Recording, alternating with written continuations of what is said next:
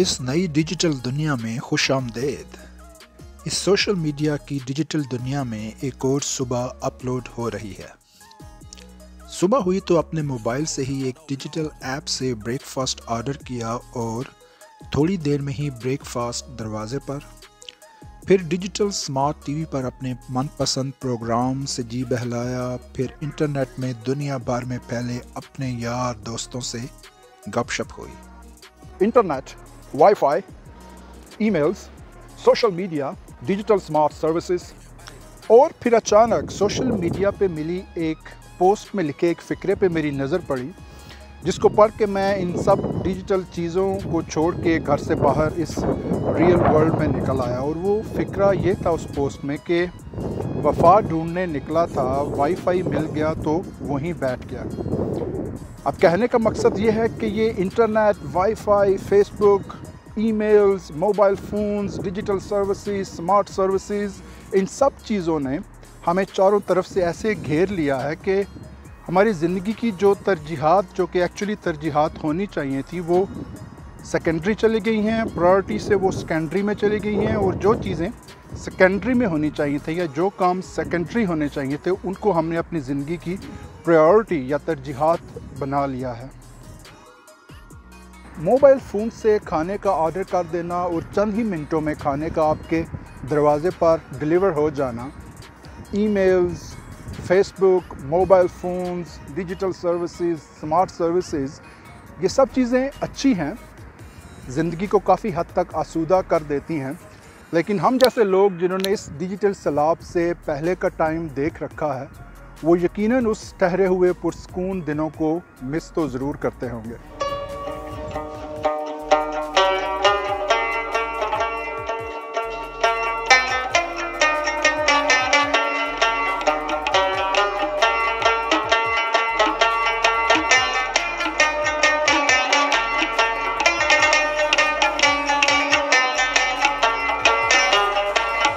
यकीनन आप मिस करते होंगे। लेकिन अब इस सोशल मीडिया जनरेशन को देखिए, इस डिजिटल न्यू दुनिया को देखिए कि एक ही घर के 4-5 अफराद एक ही घर में एक ही कमरे में बैठे, हस्बैंड जो है वो अपने लैपटॉप पे एक कोने में बैठकर ईमेल्स चेक करने में मसरूफ़ हैं, वाइफ जो है वो सामने किसी दूसरे कोने में बैठी मोबाइल ऐप पे कुछ न्यू ड्रेसेस चेक कर रही हैं, और घर के जो बच्चे हैं वो तीसरे कोने में बैठे अपने अपने मोबाइल्स पर अपने दोस्तों से चिट चैटिंग में मसरूफ़ हैं। अब वो एक ही घर के 3-4 अफराद जो हैं वो बाहर दुनिया में फैले मुख्तलिफ़ कोनों में उन लोगों के साथ तो काफ़ी हद तक कनेक्टेड हैं, उनसे जुड़े हुए हैं, लेकिन एक ही घर में रहते हुए अपने फैमिली मेम्बर्स से वो काफ़ी हद तक कटे कटे होते हैं। और फिर वक्त गुज़रने के साथ साथ आहिस्ता आहिस्ता ये दरार इतनी वसी हो जाती है कि एक खंदक बन जाती है, जिसको अबूर करना उनसे धीरे धीरे मुश्किल से मुश्किल तर होता चला जाता है। और फिर वो कभी अगर एक साथ बैठ भी जाएं, उनको एक साथ इकट्ठा वक्त जो है वो स्पेंड करने का मौका फ्राहम आ भी जाए, तो वो बेजार बेजार से नज़र आते हैं। बार बार घड़ी देखते हैं कि कब ये फैमिली सीन ख़त्म हो, तो वो यहाँ से उठ कर जाएँ और अपनी डिजिटल दुनिया में किसी कोने में बैठ के खो जाएँ।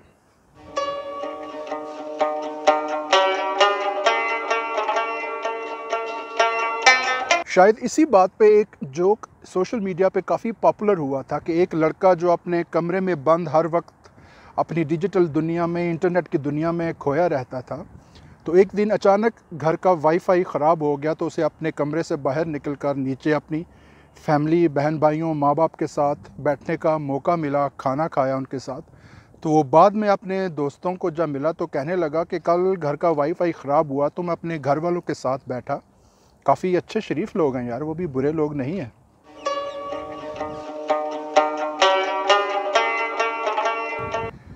अब डिजिटल दुनिया और इंटरनेट की इस फरावानी के बारे में ये गुफ्तगू सुनने के बाद जो इंटरनेट या इस डिजिटल दुनिया के बहुत बड़े दाई या जिद्दत पसंद हैं, वो तो यही कहेंगे कि ये नई दुनिया या डिजिटल दौर जो है, स्मार्ट दौर जो है, इंटरनेट का दौर जो है, वो इस नए दौर की ज़रूरत है। ये नई रवायात हैं, इनको तो अपनाए बगैर अब गुजारा ही नहीं, इनके बगैर तो अब ज़िंदगी का तसव्वुर ही नहीं किया जा सकता। काफ़ी हद तक उनकी बात ठीक भी है, लेकिन रवायात की पासदारी के बारे में भी एक बात सुन लीजिए कि एलिस होवे एक अमेरिकन बाशिंदा था। ये वो इंसान था जिसने दुनिया को सबसे पहले सिलाई मशीन, स्टिचिंग मशीन जो होती है कपड़े सीने वाली, वो दी। इसने सिलाई मशीन ईजाद की। इससे पहले कपड़े जो थे वो हाथों से, हाथ वाली जो नीडल या सुई होती है उसके साथ सिए जाते थे या स्टिच किए जाते थे। और आपको पता है कि जो हाथ वाली जो सुई होती है उसकी बैक साइड पे जो उसका टॉप होता है उसके अंदर एक छेद होता है जहाँ पे धागा डाल के उसमें फिर कपड़े सिए जाते हैं। लेकिन जो सिलाई मशीन है, स्टिचिंग मशीन है, उसका जो हेड होता है, फ्रंट का जो हिस्सा होता है, वहाँ पे छेद होता है जहाँ धागा डाल के तो सिलाई मशीन से कपड़े सिए जाते हैं। जब एलिस होवे ने सिलाई मशीन बना ली तो जब नीडल उसमें लगाने की बारी आई तो उस वक्त तो रवायात यही थी कि जो नीडल होती थी उसकी बैक साइड जो टॉप का हिस्सा होता है वहाँ छेद होता था और वहाँ धागा डाल के फिर हाथ से कपड़े सिए जाते थे। अब जब वो नीडल वो उस मशीन में फ़िक्स करता तो वो काम नहीं करती थी। तो काफ़ी अरसे तक वो इस शशोपंज में रहा कि अब मैं क्या करूँ। एक रात वो सोया हुआ था, उसने एक ख्वाब देखा कि वो एक जंगल में कहीं जो है वो खो गया है और अचानक जंगली लोगों ने उस पर हमला कर दिया है, अटैक कर दिया है और वो कुछ नेज़े और बर्छियाँ उठाए उस पर हमला कर रहे हैं। और जब वो नेज़ा या बर्छी उसके पास आई तो उसने देखा कि उसकी जो नोक है, फ्रंट का हिस्सा है, उसमें एक छेद है। अचानक उसकी आंख खुल गई।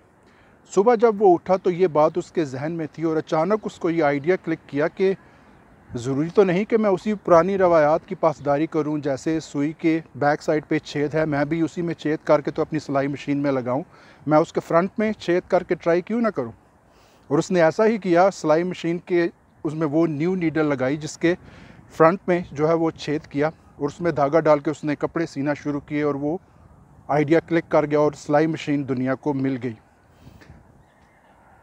इससे ये बात वाज़िया हुई कि ज़रूरी नहीं कि आप हर वक्त पुरानी रवायात को ही अपनाएं या उन्हीं को लेके चलें या उन्हीं की ग़ुलामी करते रहें। जिद्दत का होना, तरक्की का होना दुनिया के लिए, आपकी ज़िंदगी के लिए बहुत बहुत ज़रूरी है। अब अगर इसकी दूसरी साइड देखें आप, जब कोई गरीब बाप अपनी बेटी की शादी करता है तो जब उसको अपनी पूरी ज़िंदगी की कमाई जो है वो भी कम नज़र आती है, जब बेटी का जहेज़ बनाना पड़ता है या बारात को खाना खिलाना पड़ता है, तो वो सोचता है कि शुरू के दिनों में जो इस्लामी दौर था उसमें तो लोग एक आटा पीसने वाली चक्की और चंद ज़रूरत के बर्तन देकर अपनी बेटी को रुखसत कर देते थे। इन नई रवायात ने आकर तो मेरी कमर ही तोड़ दी। अब मैं अपनी बेटी को कैसे रुखसत करूं? काश वो पुरानी रवायात ही होती तो मैं इज़्ज़त के साथ अपनी बेटी को तो रुखसत कर सकता। अब इससे एक बात का पता लगता है कि रवायात नई या पुरानी जो है वो अच्छी या बुरी नहीं होती। खुदा ने इंसान को अशरफुल मखलूक़ात बनाया है और इसीलिए बनाया है कि अब आपने फ़ैसला करना है कि कहाँ तक पुरानी रवायात की पासदारी ज़रूरी है और कहाँ पे आके हमें उनसे बेजारी का इजहार कर देना चाहिए और जिद्दत को अपना लेना चाहिए। अंधाधुंध जिद्दत के साथ या फ़ैशन के साथ बह जाना वो भी गलत है और पुरानी रवायात की ग़ुलामी में पड़ जाना वो भी एक गलत तरीक़ेकार होगा।